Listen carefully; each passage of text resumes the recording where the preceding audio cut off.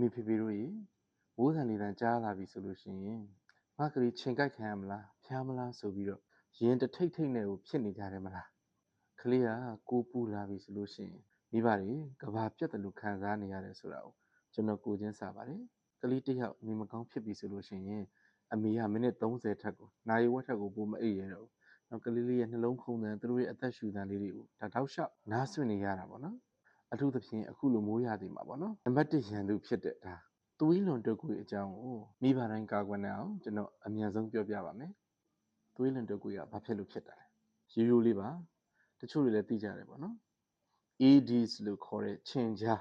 းအစင်းကြားခြင်ပေါ့နော်ဒီကောင်ကြိုက်လို့ဖြစ်တာပါဒီခြင်ကညက်ပတ်နေတဲ့ရေပုတ်တွေမှာမနေဘူးမေမေတို့ရဲ့အိမ်ထဲမှာရှိနေတဲ့အိမ်ဘေးမှာရှိနေတဲ့ရေကြီးရေအိုင်လေးတွေထဲမှာပဲဥဥချတယ်ပေါ့နော်အထူးသဖြင့်ဒီကောင်တွေကနေခင်းဘက်မှာကြိုက်တတ်ပါတယ်ဒီတော့ဒီဒန်ဂီဗိုင်းရပ်စ်ပိုးကခြင်ကြားကြိုက်လိုက်လို့ကလေးတွေရဲ့ခန္ဓာကိုယ်ရဲ့ရောက်လာရင်ဘာတွေဆက်ဖြစ်မလဲယောဂဖြစ်စဉ်လို့ခေါ်တဲ့ disease process ပေါ့နော်၃ဆင့်ရှိပါတယ်နံပါတ်1ကတော့ဒါအဖျားတက်တဲ့အဆင့်ပေါ့နော်သွေးလွန်တုပ်ကွေးဖြစ်ပြီဆိုလို့ရှိရင်ဒါ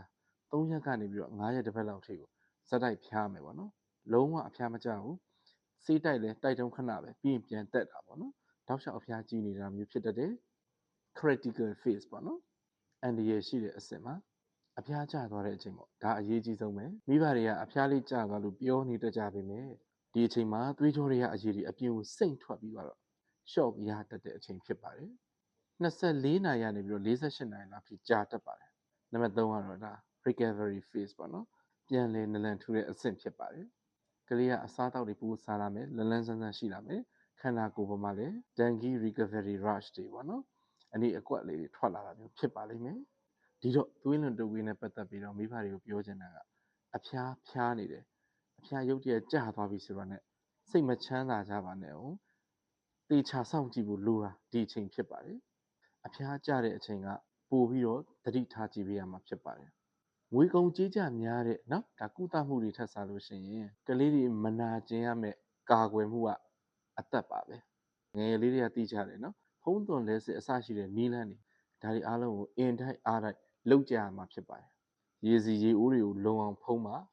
တော်တာပေါ့နော်မသုံးတဲ့ခွက်ဟောင်းတွေတာယာအဟောင်းတွေလို့ဆိုအောင်အုံးခွန်တွေကရေတွေကိုပါတွန်ပစ်ပါပြီးတော့ရင်ဖျားပန်းအိုနတ်ဆင်ရှင်နတ်ဆင်ရပန်းအိုကအစဒါတွေအကုန်လုံးကိုတောက်လျှောက်လဲပေးပါအကြာကြီးမထားပါနဲ့ကိုယ့်ရဲ့အိမ်မှာတူထောင်ထားတဲ့ရေတွေထဲမှာဒါပိုးလောင်လန်းလေးတွေเนาะရှိလားကြည့်ပါလိုအပ်တယ်ဆိုရင်အဘေးဆေးခတ်ပေးပါဒီကာလဒီအချိန်မှာကလေးတွေကိုအိမ်မှာလဲစွတ်ကြဲလေးနဲ့ပဲမထားပါနဲ့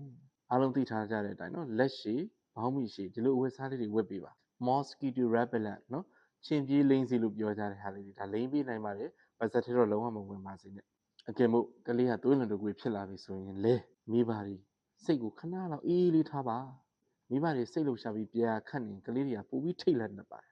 ကလေးကအစာမဝင်ခြင်းဘူးဖြစ်နေတယ်မလားအတင်းအကြံကြီးကျွေးဖို့မကြိုးစားကြပါနဲ့အရင်များများတိုက်ပါအုံစိမ့်ရည်တစ်သီးဖြော်ရည်လက်လက်ဆက်ဆက်ရိုးရိုးရည်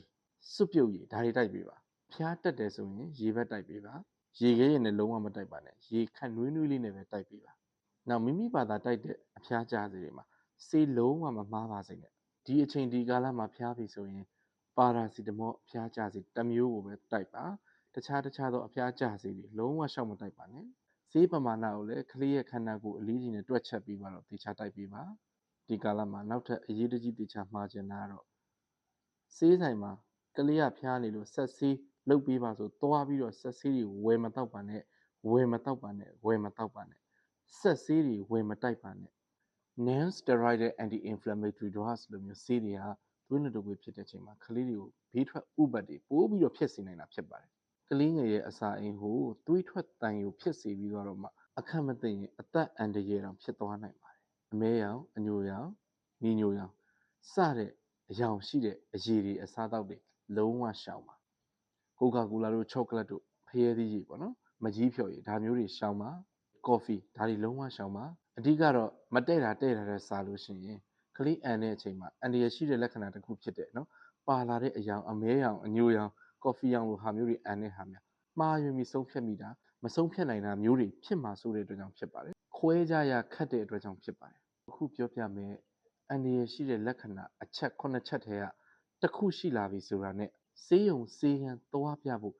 လုံးဝအချိန်မဆွဲပါနဲ့ညာကြီးမင်းကြီးဖြစ်နေပါစေမိုးလင်းမှသွားမယ်တွေပါမလုပ်ပါနဲ့ကျေးဇူးပြုပြီးတော့ဒီအချိန်မှာကလေးကနံပါတ်1တခြားကိစ္စတွေအားလုံးမေ့ပြီးသွားတော့မှနီးစပ်ရာဆေးရုံဆေးခန်းကိုတေချာသွားပြပေးပါတေချာနားထောင်ပါအဖျားကျသွားပြီမဲ့နော်ကလေးကအရန်မှိန်းလာမယ်သူ့ရဲ့စန့်ကျင်ဘက်ကဏ္ဍမငြိမ်ဖြစ်နေမယ်ဘိုက်အရန်အောင့်တယ်လို့ပြောမယ်ဒါမှမဟုတ်ဒီတိုင်းလေးဖောက်ဖွာလေးထိလိုက်တာနဲ့အရန်ကိုမဟာရရနာတဲ့ဟာမျိုးပေါ့နော်ဒီလိုဖြစ်နေတယ်ဆိုရင်နောက်တစ်ခုကမကြာခဏအန်လာတနေ့ကိုပေါ့နော်3ချိန်ထက်မနည်းအစာတော်ဝင်မရအောင်အန်နေတာမျိုးနောက်တစ်ခုကတော့ခန္ဓာကိုယ်ရင်းမှာသွေးကိုစိတ်နဲ့လက္ခဏာတွေပေါ်လာတယ်ဆိုရင်ဥပမာနှာခေါင်းသွေးရှမ်းတာတဖုံးကနေသွေးထွက်တာအန်တဲ့အထဲမှာသွေးပါတာကော်ဖီအနှစ်အယောင်တွေအန်တာဝမ်းသွားတဲ့အထဲမှာသွေးပါတာကတ္တရာဈေးအမဲရောင်မျိုးတွေပါတာနောက်တစ်ချက်ကတော့6နာရီကနေ7နာရီထိစီးတစမ်းမှမသွားဘူးဆိုလို့ရှိရင်သွေးလန့်ဖို့အတွက်တားဆူနေတာဖြစ်ပါပြီသွေးလန့်ဖို့အတွက်တားဆူနေပါပြီခြေလက်တွေအေးဆက်ပြီးတော့ပြာနှမ်းလာတာတကူလုံးအေးဆက်သွားတာကလေးကကြောင်6ချားတွေပြောလာတာအရေးပြားပေါ်မှာအနီဆက်တွေအနီအကွက်တွေအများကြီးထွက်လာတာတကယ်တမ်းကျတော့မိဘတယောက်ရဲ့ဒါစုဆောင်းမှုတွေအိမ်မက်တွေရာဆိုရင်ဒီကလေးလေးပါပဲဒါကြောင့်စောင့်ကြည့်လိုက်အောင်မယ်ဆိုတဲ့စကားလေးနဲ့ကလေးရဲ့အသက်ကိုလုံးဝလောင်းကြီးမထက်ကြပါနဲ့ခင်မိဘအပေါင်းတို့ကလေးလေးတွေဆိုတာဒါကျွန်တော်တို့ရဲ့ကဘာကြီးရဲ့အလှပဆုံးသောပန်းမွင့်လေးတွေဖြစ်ပါတယ်သူတို့တွေနေမကောင်းဖြစ်ပြီးနေရထိုင်ရခက်လို့မျက်ရည်တစ်စက်လောက်ကျလာဟာဒါမိဘတွေရဲ့ရင်ထဲမှာလေအက်ဆစ်နဲ့အပတ်ခံလိုက်ရတယ်လို့ခံစားရတယ်ဆိုတာလေဒါကျွန်တော်တို့ကိုယ်တိုင်လည်းသိပါတယ်ကလေးတွေဆိုတာနော်သူတို့အတွက်က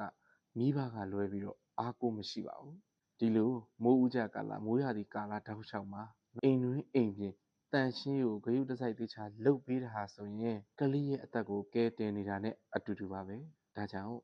ကလေးလေးတွေရဲ့တဖြဖြနဲ့ရေမောနေတဲ့အတန်လေးတွေအိမ်တိုင်းမှာအမြဲတမ်းကြားနေရအောင်ကျွန်တော်တို့အားလုံးသွေးလွန်တုပ်ကွေးယောဂါကိုအတူတူကာကွယ်ကြပါမယ်